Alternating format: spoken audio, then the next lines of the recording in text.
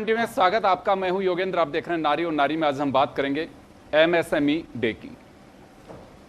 MSME केवल नाम नहीं है, एक ऐसा ऑर्गेनाइजेशन है इंडस्ट्री या उद्यमियों का, एंटरप्रेन्योर्स का, जो देश का सबसे बड़ा एम्प्लॉयर कहें तो अतिशयोक्ति नहीं होगी। अभी सरकारें कहती हैं कि जॉब्स के लिए हम अपॉर्चुनिटी देंगे, यानी कि रोजगार के अवसर देंगे, और रोजगार के अवसर जो भी गवर्नमेंट कहती है वो एमएसएमईज के बूते ही कहती हैं, या यूं कहें कि वो एम्प्लॉयर हैं, जीडीपी में बड़ा योगदान है, और उन्हीं के लिए एक दिवस मनाया जाना चाहिए। राजस्थान में भी पहली बार मनाया गया, बहुत अच्छी बात है। तो आज हमारे साथ इस पावन मौका ही कहूँगा मैं तो, उस पर हमारे साथ 4 महिला एंटरप्रेन्योर्स उद्यमी जुड़ी हुई हैं, जो बताएंगे अपना एक्सपीरियंस भी और क्या अपेक्षा करती हैं। दिवस मनाया जा रहा है, एक अलग पहचान बनेगी, एक माहौल क्रिएट होगा। लेकिन अभी भी आपको लगता है कि कुछ चीज़ें ऐसी हैं जो पब्लिक डोमेन में नहीं आती हैं और व्यापारी कंप्रोमाइज़ कर लेता है, कहूँ कि सेक्रीफाइस कर लेता अपने वर्क के साथ में कि ठीक है यार, ये तो पार्ट ऑफ जॉब है, कोई बात नहीं है। लेकिन हर व्यक्ति ये चाहता है कि एक स्मूथनेस होनी चाहिए किसी वर्क में। अगर गवर्नमेंट हमसे अपेक्षा करती है कि आसानी से हम टैक्स पे करें, हमारी चीज़ों को जो कंज्यूम की जाती हैं उनके लिए हम किसी भी तरह की कोई लापरवाही ना करें, तो हमारी भी उम्मीदें होती हैं कि गवर्नमेंट एटलीस्ट हमारे साथ इस तरह का बर्ताव करे, और ये हमें मिलना चाहिए। तो चलिए, अंजू सिंह जी हमारे साथ में लघु उद्योग भारती की नेशनल सेक्रेटरी हैं और राजस्थान की वाइस प्रेसिडेंट हैं। नीलम मित्तल जी हमारे साथ में हैं, 40 विमेन विंग की चेयरपर्सन है। रघुश्री पोद्दार जी हैं, फिक्की की फॉर्मर चेयरपर्सन है, और हमारे साथ अवंतिका जी जुड़ रही हैं। सभी का स्वागत है। अंजू जी, आपके पास में आना चाहूँगा, और एमएसएमई डे के लिए मैं आपको ये भी इंट्रोड्यूस कराऊंगा। बहुत बड़ा योगदान इन लोगों का भी रहा है, लघु उद्योग भारती का, जो राजस्थान में कई बार मैं इनसे मिला, उस समय तो चर्चा भी होती थी, कितनी मीटिंग्स की, ऊपर तक अप्रोच की कि भाई ये दिवस पूरे देश में मिलना चाहिए, और राजस्थान में पहली बार मना है। तो मैम, इसके लिए तो आपको बधाई, और दूसरा, क्या कुछ इससे एक नया एटमॉस्फेयर डेवलप होगा, एक माहौल बनेगा? तो आपके सभी दर्शकों को, योगेंद्र जी, और आपको भी एमएसएमई डे की बहुत बहुत शुभकामनाएं। आज अंतर्राष्ट्रीय एमएसएमई दिवस है। जैसे कि आपने खुद ने कहा, एमएसएमई का full form micro small medium enterprises है। सो ये वो तबका है जो बहुत ज़्यादा नौकरियां, सरकार इसी का सहयोग भी चाहती है, बहुत सारी नौकरियां जनरेट करता है, इनकम टैक्स देता है। बट ये रिश्ता जो है ना सरकार के साथ, ये ऐसे ही है। कुछ अपेक्षाएं हमें सरकार से रहती हैं और बहुत सारी अपेक्षाएं सरकार को हमसे रहती हैं। इसी तरह एक दूसरे के साथ ही हम समाज के लिए, देश को आगे बढ़ाने के लिए, इकोनॉमी के लिए काम कर सकते हैं। आज ये एमएसएमई दिवस राजस्थान में मनाया गया। बहुत सुंदर आयोजन था कॉन्स्टिट्यूशन क्लब में। मुख्यमंत्री जी और उद्योग मंत्री जी दोनों हमारे साथ रहे, और बहुत अच्छी बात आज उन्होंने कही। हमेशा वो उद्यमियों के लिए बहुत पॉजिटिव बोलते ही हैं, बट आज उन्होंने एक स्कीम लॉन्च की जिसके बारे में मैं चाहूँगी, आपने हो सकता है अपने दर्शकों को पहले किसी कार्यक्रम में या न्यूज़ में बताया भी हो। जो भी यहाँ पे हाट बने हुए हैं राजस्थान में, उनको पीपीपी मॉडल पे चलाने की आज उन्होंने अनाउंसमेंट की। अब इसका मतलब क्या है, और हम महिला उद्यमियों के लिए स्पेसिफिकली क्या मतलब है इसका? ये जो हाट बने हुए हैं राजस्थान में, बहुत सुंदर बने हुए हैं, लोकेशन बहुत अच्छी है। जैसे जयपुर में भी एक हाट बना हुआ है जल महल के बिल्कुल सामने, वैसे ही अजमेर में, हर जगह, ज़्यादातर शहरों में बना हुआ है। तो अभी पहले लॉट में वो 3 जो हैं उनके साथ ये पीपीपी मॉडल पे आ रहे हैं। अब इसका क्या मतलब है, जो महिला उद्यमी हैं, जो छोटे छोटे हैंडीक्राफ्ट्स के और प्रोडक्ट्स बनाते हैं अपने घरों से, उनको एक मार्केट में बैठ के अपना सामान बेचने के लिए एक स्पेस क्रिएट किया जाएगा। अब जब सरकार इसमें भागीदारी करेगी और हम जैसे संगठन साथ में जुड़ेंगे, तो सरकार से ये अपेक्षा है कि जितना भी टूरिस्ट आता है राजस्थान में, उसके फुटफॉल को वो इंश्योर करें टूरिज्म डिपार्टमेंट के साथ मिलके। और हम जैसे संगठनों से ये अपेक्षा की जाती है कि ऐसी महिला आर्टिजन्स जिनके प्रोडक्ट्स बहुत अच्छी क्वालिटी के हैं, जो राजस्थान को रिप्रेजेंट करती हैं, उनको वहाँ पे बुलाया जाए, उनके आर्टिजन्स के वो डिस्प्ले हों, जिनके वो दुकान लगाना वैसे अफोर्ड नहीं कर सकती। बट जैसे दिल्ली हाट के तर्ज पे हम बहुत सुंदर राजस्थान में हर हाट को बना सकते हैं। ये बहुत ही सराहनीय और मुझे लगता है वेलकम मूव है राजस्थान गवर्नमेंट का, आज के दिन की जो नई आज की पॉलिसी उन्होंने दी है। जी, इसमें 1 डिस्ट्रिक्ट 1 प्रोडक्ट का जो कॉन्सेप्ट है, आई थिंक उसको भी काफी बिल्कुल बल मिलेगा। बिल्कुल। नीलम जी, आपके पास में आना चाहूँगा मैं।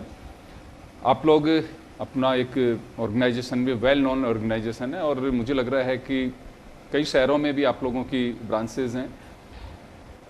एमएसएमई डे राजस्थान में पहली बार मनाया गया। मैं राजस्थान के परिप्रेक्ष्य में ही बात करूं, यूँ तो खैर देश में पहले से भी इस तरह के आयोजन हुए। पॉलिसी जो अभी भी अंजू जी बता रही हैं, मुख्यमंत्री ने अनाउंसमेंट भी किया। मैं महिलाओं की भागीदारी की बात करूं, अभी एमएसएमई में 20% महिलाएं हैं, जिनमें से आप, रघुश्री जी, वो भी हैं। तो क्यों महिलाओं की आधी आबादी है, ये संख्या आधी क्यों नहीं हो पा रही? कहीं कोई दिक्कत है, या फिर महिलाएं आगे नहीं बढ़ना चाह रही है, या कुछ राइडर्स हैं वो कहीं अभी आड़े आ रहे हैं कि वो नहीं आगे बढ़ने देना चाहते हैं? देखिए, सबसे पहले तो राजस्थान की जितनी भी इकोनॉमिक रही है उसमें हमने देखा है कि जो महिलाएं हैं वो कभी भी इंडस्ट्रियल में खुल के नहीं आई। एमएसएमई चाहे लघु उद्योग हो चाहे उनका मीडियम उद्योग हो, अब धीरे धीरे इनकी जो शुरुआत हुई है, क्योंकि राजस्थान गाँवों का स्टेट है, सो गाँवों से शुरुआत हुई है। गाँव में छोटे छोटे उद्योग डेवलप्ड है, बट उनको प्लेटफॉर्म नहीं मिल रहा था। गवर्नमेंट ने स्लोली एंड ग्रेजुअली जो हमारे सरफेस पे काम किया, तो उसमें अब महिलाओं की भागीदारी अगर आप देखेंगे तो आ रही है। बहुत सारी स्कीम्स ऐसी हैं जो गवर्नमेंट ने महिलाओं को आगे आने के लिए, उनको अपनी इंडस्ट्रीज डेवलप करने के लिए बिल्कुल बहुत अच्छे ऐसे परोस के दी है। बट महिलाओं की जो भागीदारी, जैसे आपने बोला कि कम क्यों है, क्योंकि आज भी कहीं ना कहीं राजस्थान में जो महिलाएं हैं वो अपने हस्बैंड पे, अपने पर्सन्स पे आश्रित हैं, और कहीं ना कहीं उन्हें ऐसा लगता है, क्योंकि वो बहुत सारी गवर्नमेंट की जितनी भी प्रोक्योरमेंट की प्रोसीजर होते हैं उनको प्रॉपर नहीं कर पाती, क्योंकि कहीं ना कहीं अवेयरनेस की कमी है।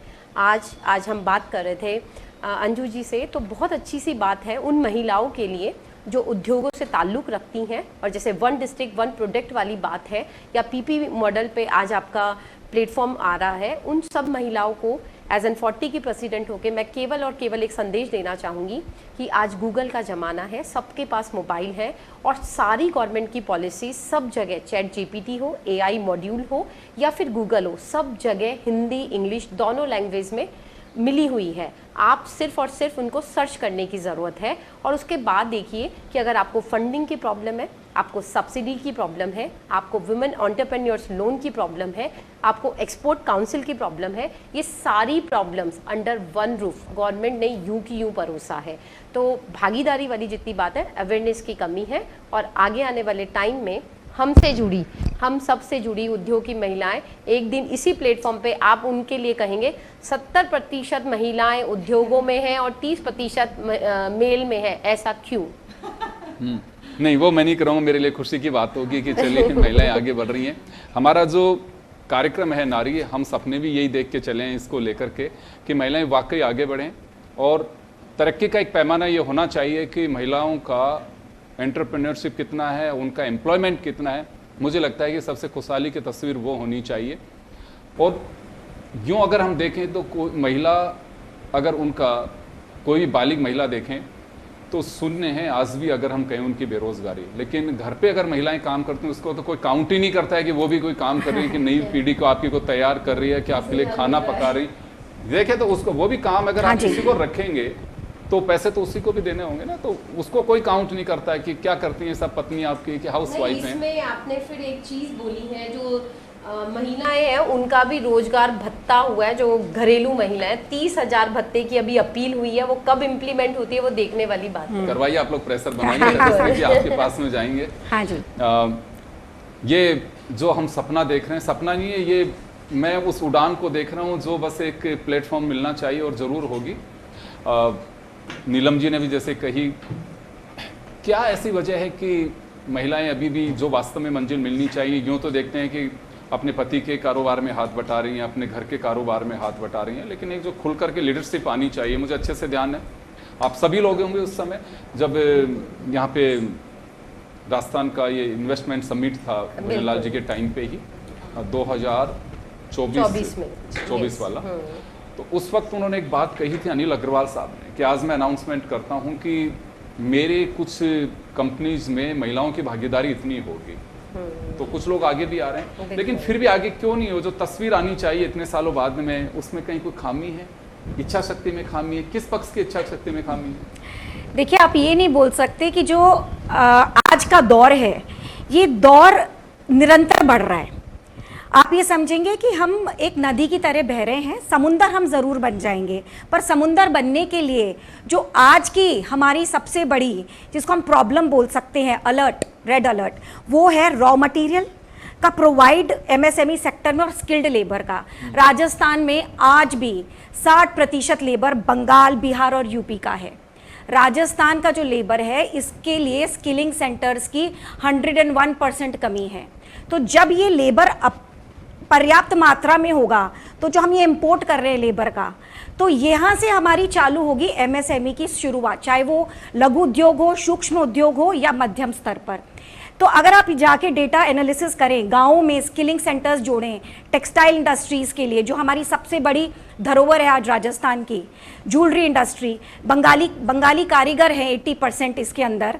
तो ये सारे चीज़ों की राजस्थान में स्किलिंग जब डाली जाएगी, कलाकृति हमारे अंदर कूट कूट के भरी है, पर skilling to make business invention, उसके लिए ये कुछ चीज़ों को आधार देने में हमारा सपना साकार हो जाएगा। अगर सरकार स्किलिंग एजेंसीज, लॉजिस्टिक डेवलप करे, रॉ मटेरियल का जो उत्पाद है, जो सारे पूरे हिंदुस्तान भर से आता है, उस सब के ऊपर एक तरह का कहते हैं कि फास्ट ट्रैक करा जाए, तो बहुत ही जल्दी हमारी सारी इंडस्ट्रीज और महिलाएं भी इसमें जुड़ जाएंगी।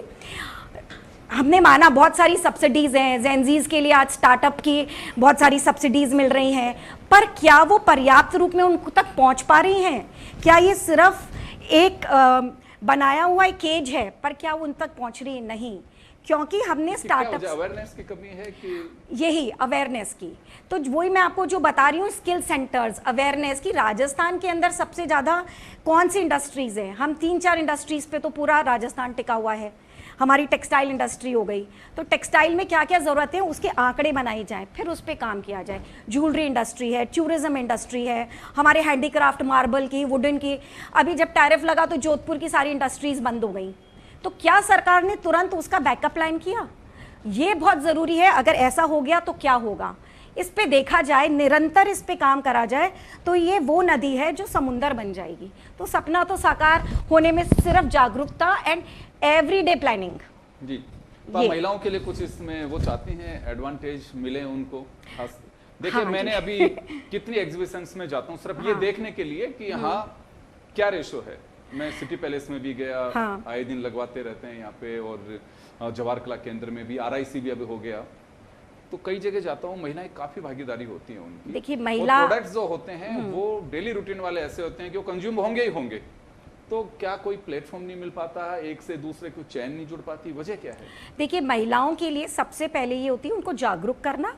आज बहुत सी महिलाएं जो घर से भी कार्य कर रही हैं, होम प्रोडक्टिविटी हमारे राजस्थान में बहुत है, पर वो काउंटिंग में नहीं आती हैं। बहुत सारी लोग हैं जो अंदर घर में कांथा बनाती हैं, गूदड़ियाँ बनाती हैं, और इन चीज़ों को क्यों नहीं हम होम, जिसको हम बोलते हैं घर से किया हुआ कार्य, इसको जब हम एक इम्प्लीमेंट कर दें, उसके लिए भी एक दर्जा तय कर दें, वहाँ पर भी हम छोटी सी उसको MSME में उसको स्थान दें, उनको भी ब्रांडिंग मिले, तो जब भी उनको ब्रांडिंग मिलेगी तो होम ग्रोन प्रोडक्ट्स में राजस्थान की महिलाएं बहुत आगे बढ़ जाएंगी।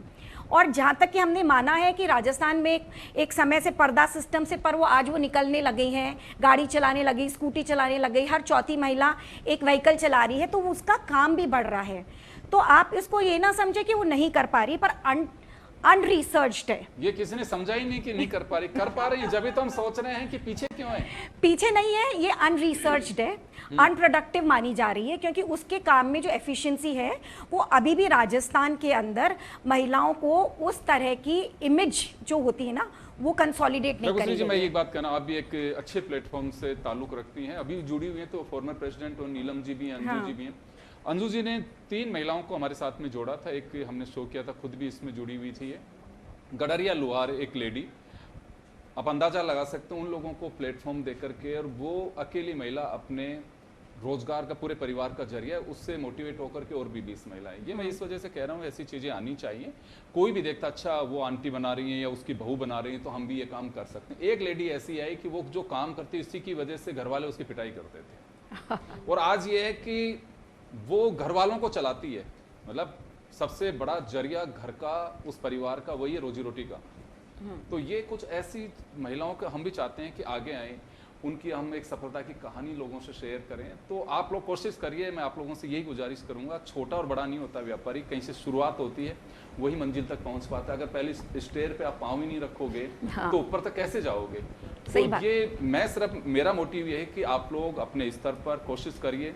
मुझे लगता है कि ईश्वर ने आप लोगों को बहुत कुछ किया है, और अगर आप ये तय करेंगे कि हाँ अगले MSME डे तक अगर हम 5 महिलाओं को भी उनके योग्य बना सके, तो मुझे लगता है कि ये डे की सार्थकता भी रहेगी और आप लोगों को भी एक सुकून मिलेगा कि यार मैंने किसी को तैयार किया है। हाँ जी। मैं आपके इस चैनल के माध्यम से 2 लाइन बोलना चाहूँगी। एक 14 एक शुरुआत करिए, एवरी मंडे 4:30 से 5:30 बजे तक गवर्नमेंट की जितनी भी स्कीम्स है, एक एक स्कीम को लेकर उसमें क्वेश्चन आंसर भी आप कर सकते हैं। एक्सपर्ट की राय के साथ हमने जूम ऑनलाइन पे शुरुआत करा, जिसमें राजस्थान की महिला कहीं से भी कैसे भी उनसे कनेक्ट हो सकती है। दूसरा मेरा सरकार से एक निवेदन है कि जो जितने भी बच्चे हैं वो कहीं ना कहीं हमारा जो ये मैसेज है वो अपनी माओं तक पहुंचाते हैं। तो जितनी भी स्कीम है जब हर साल इम्प्लीमेंट होती है या नई पारित होती है, तो कहीं ना कहीं उनके एजुकेशन सिस्टम में डाली जाए, क्योंकि बच्चे वो माध्यम होते हैं जब अपने पेरेंट्स से इंटरेक्ट करते हैं तो कहीं ना कहीं उनको इस स्कीम की जानकारी देंगे। तो मेरी ये हम्बल रिक्वेस्ट है हमारी गवर्नमेंट से कि कहीं ना कहीं एजुकेशन में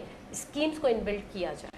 एंटरप्रेन्योरशिप एक सब्जेक्ट होना चाहिए स्कूल्स के टाइप से। बिल्कुल वहीं से सिखाया जाना चाहिए Yes. कि मैं जो पढ़ाई कर रहा हूँ जरूर नहीं सरकारी नौकरी में जाना, लेकिन मैं Exactly. बेरोजगार नहीं हूँ, कमा के मैं खा सकता हूँ। Yes, yes. और अभी भी जो रघुश्री जी ने बताया कि हमारे यहाँ पे देखो, चाइना में गया तो नहीं, लेकिन मैंने कुछ हिस्ट्रीज पढ़ी वहाँ पे इंडस्ट्रीज और इनको लेकर के। वहाँ सबसे पहला काम क्या करते हैं कि कहीं पे भी कोई इंडस्ट्री आती है तो उसके साथ साथ मैंडेटरी है कि आपको स्किल्ड करना होगा जिन लोगों को Yes. आपको लगाना हाँ है। जी। मैं एक ऐसे कोई नॉन है उनको जानता हूँ कि वो राजस्थान में भी आए थे, लेकिन किसी कारण मध्य प्रदेश में वो यूनिट लगा रहे हैं, सोलर पैनल्स बनाएंगे और बैटरीज बनाएंगे।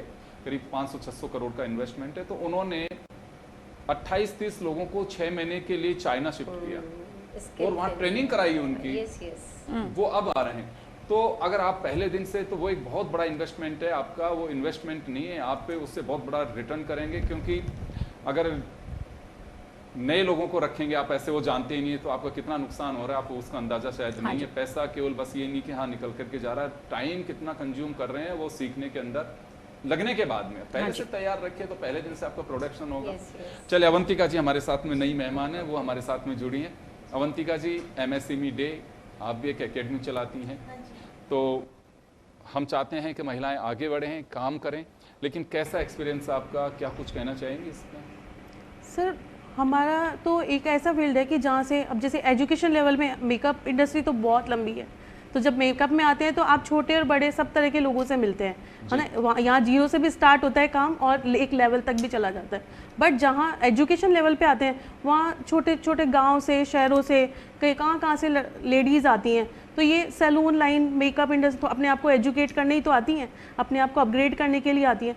बट जहाँ पे ये नए नए रूल्स और रेगुलेशन निकल जाते हैं ना, वहाँ वो डर जाती हैं कि एक घर में छोटा सैलून चलाने वाली फीमेल, आप सोचो वो जब एक नई पॉलिसी मार्केट में निकलती है, नया कोई रूल निकलता है, तो वो कैसे डरेगी कि यार कहीं ये कुछ पंजीकरण के चलते या कुछ नियम चल रहे हैं, कहीं मुझे नुकसान नहीं उठाना पड़े, कहीं बड़े खर्चे नहीं देना पड़ जाए।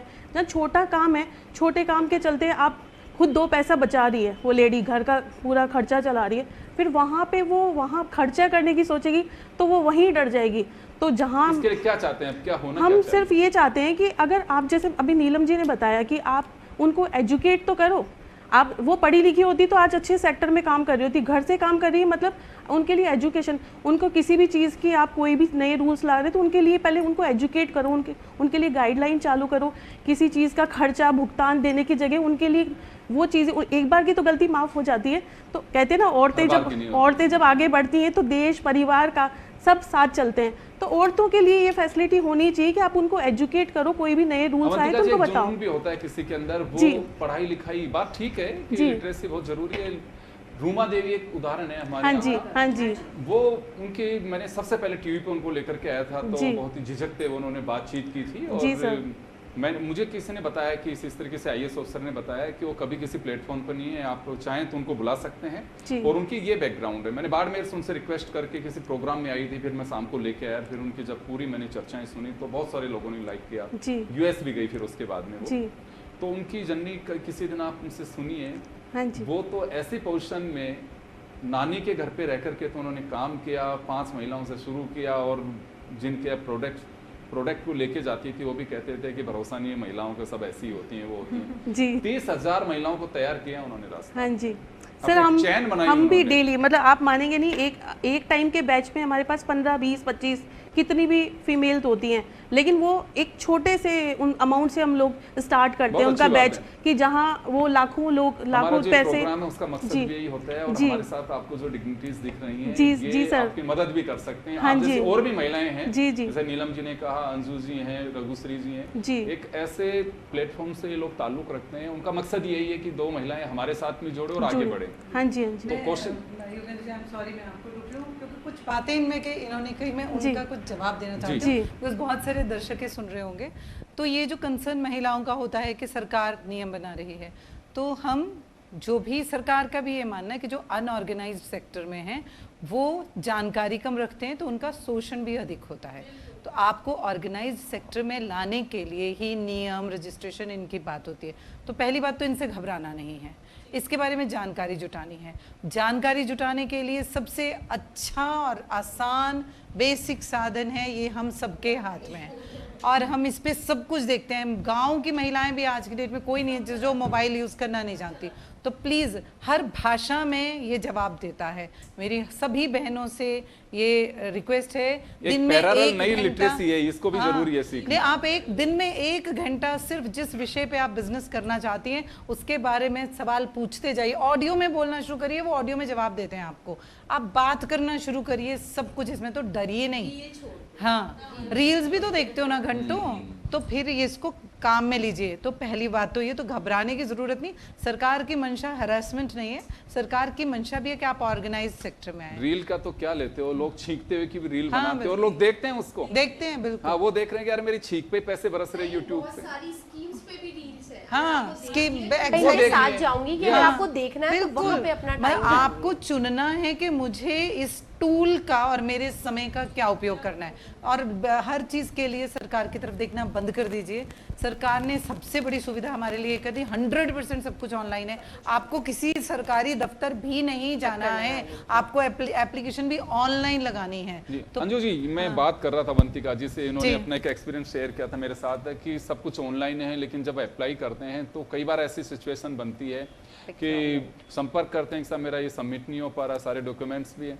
तो यहाँ एटलीस्ट ये होना चाहिए, सरकार में बैठे नुमाइंदे, गवर्नमेंट उन्हें तनख्वाह देती है, वो इसी काम के लिए बैठे हुए हैं, मार्गदर्शन करना चाहिए।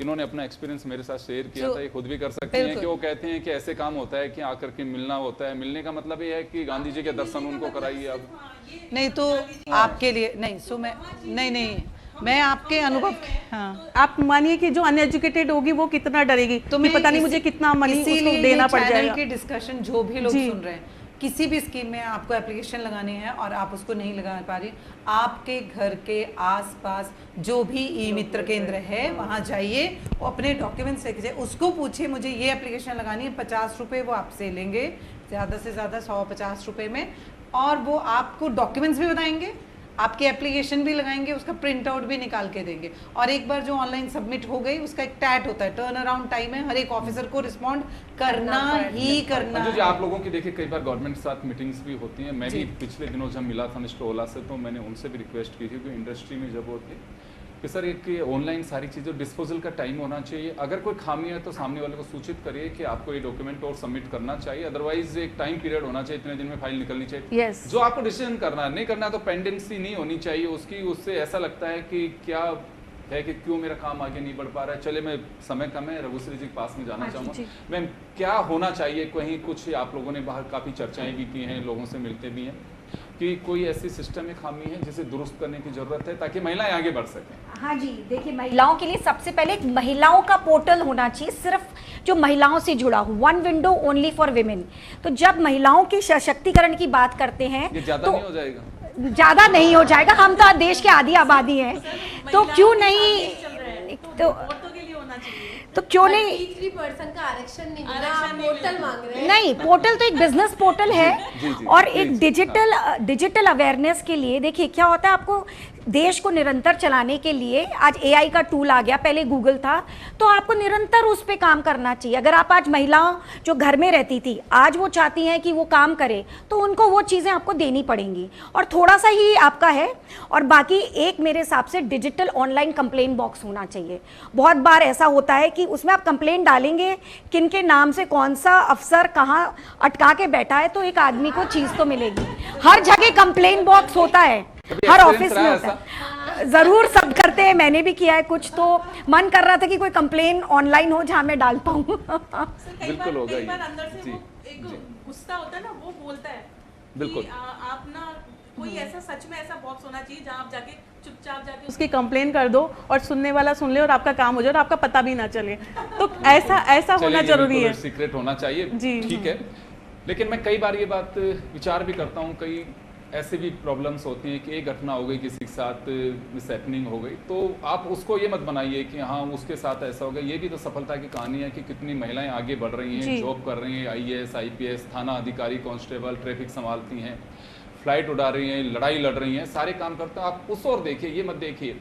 घटनाएं दुर्भाग्यपूर्ण है, उन्हें बर्दाश्त नहीं करना चाहिए, लेकिन आप केवल बच्चों के पर इस वजह से रोक दें कि नहीं नहीं नहीं वहाँ तो इस तरह का न्यूसेंस हो जाता है। भाई वो भी तो देखिए कि आर्मी में गोला बारूद भी चला रही हैं, फ्लाइट्स भी चला रही हैं महिलाएं।